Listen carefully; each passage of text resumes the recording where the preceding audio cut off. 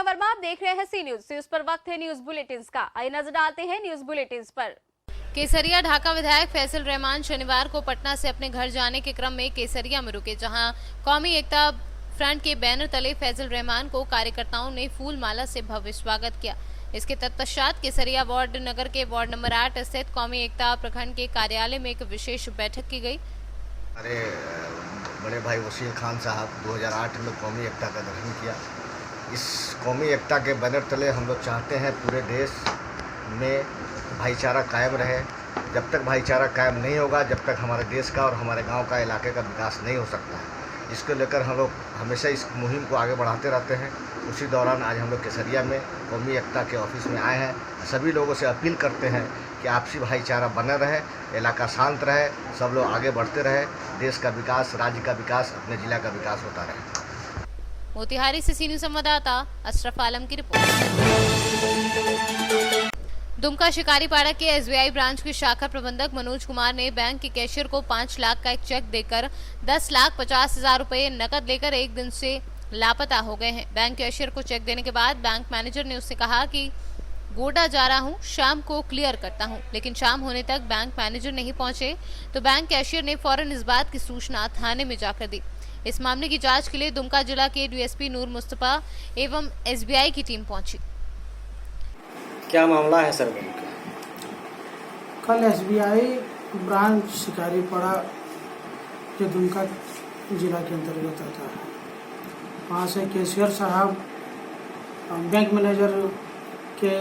Manager लिए हुए थे 10.5 लाख रुपया और उनको 5 लाख का चेक दिया और वो बोले कि हम गोड्डा जा रहे हैं नियंत्रण कार्यालय, वहाँ से आएंगे तो रिटर्न कर देंगे। और उसके बाद जो है कि शाम तक रिटर्न नहीं हुआ तो कैशियर साहब जो है कि थाना में लिख के एफआईआर करवाए हैं और अभी इसमें हम लोग अनुसंधान कर रहे हैं। हो सकता है कि इसमें वो कुछ बातें सामने आएंगी। सर लापता का मामला भी है क्या? हाँ, वो अभी तक नहीं आए हैं और कांटेक्ट में भी नहीं है। अब बाद में क्लियर होगा, हम लोग उसमें अनुसंधान कर रहे हैं। कैशियर से कुल कितना रकम लिया गया है सर? कैशियर से 10.5 लाख नगद लिए हैं और 5 लाख का चेक दिए हुए थे और बोले थे कि शाम को फिर पूरा कर देंगे। ये मामला 10 लाख का है कि और ज़्यादा है? और कुछ बात सामने आ रही है, अनुसंधान में क्लियर हो पाएगा कि क्या हकीकत है। हम लोग अनुसंधान कर रहे हैं, बाद में स्थिति स्पष्ट हो जाएगी। झारखंड से सीनियर संवाददाता शुभांकर नंदन की रिपोर्ट।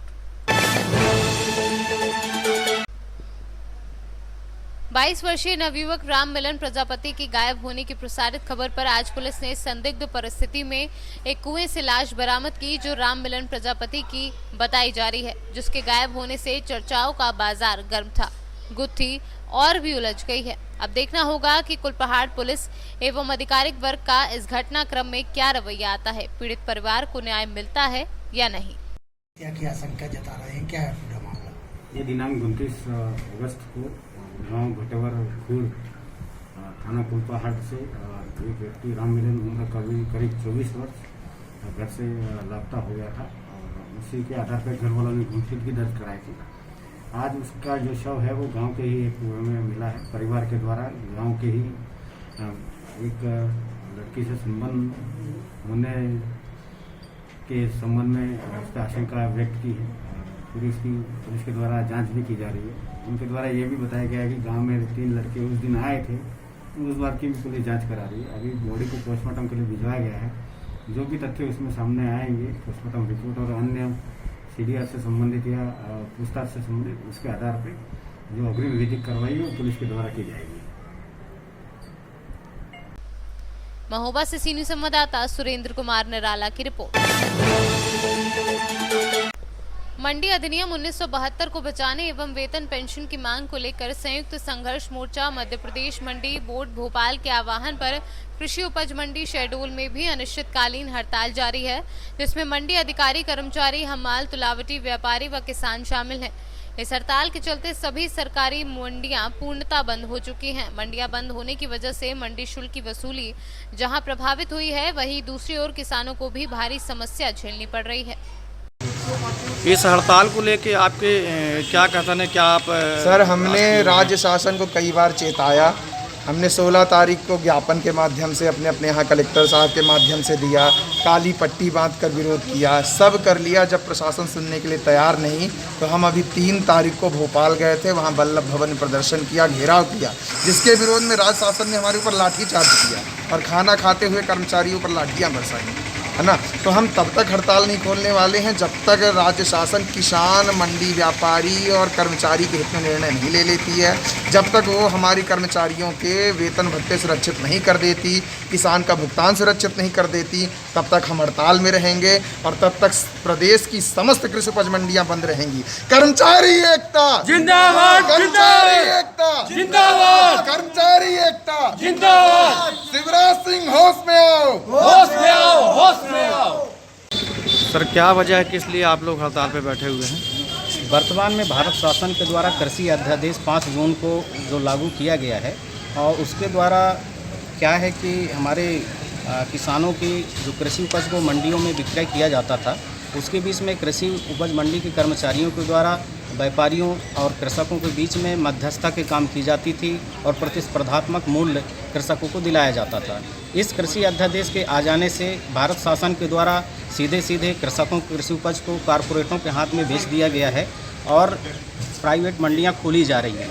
प्राइवेट मंडियों में कृषि उपज के विक्रय पर मंडी टैक्स से छूट दी गई है और सरकारी मंडियों पर कृषि उपज लाए जाने पर उसमें टैक्स लगाई गई है। तो इसके वजह से हमारे कृषक जो हैं सरकारी मंडियों पर नहीं आएंगे और मंडी कर्मचारियों के वेतन के आय का जो स्रोत है मंडी शुल्क है।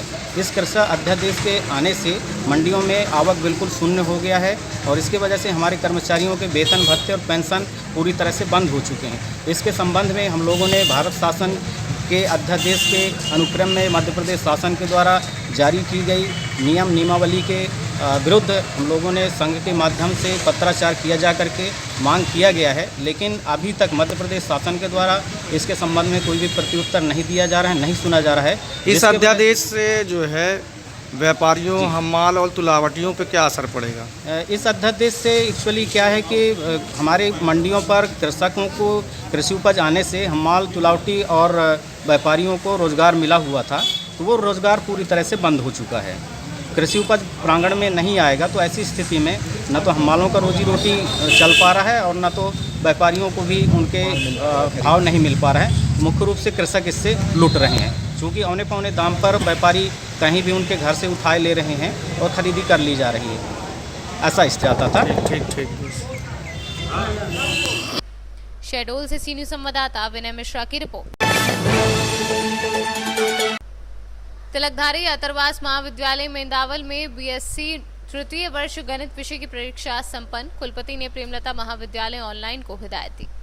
संत कबीरनगर से सी न्यूज़ संवाददाता प्रवीण शुक्ला की रिपोर्ट। न्यूज बुलेटिन में फिलहाल इतना ही। बाकी देश और दुनिया से जुड़ी बड़ी खबरें जानने के लिए विजिट करें हमारी वेबसाइट cnewsbharat.com पर और अपडेट रहने के लिए प्ले स्टोर से डाउनलोड करें सी न्यूज़ भारत ऐप। बने रहिए सी न्यूज़ के साथ, हर खबर आपके साथ, आपके हाथ।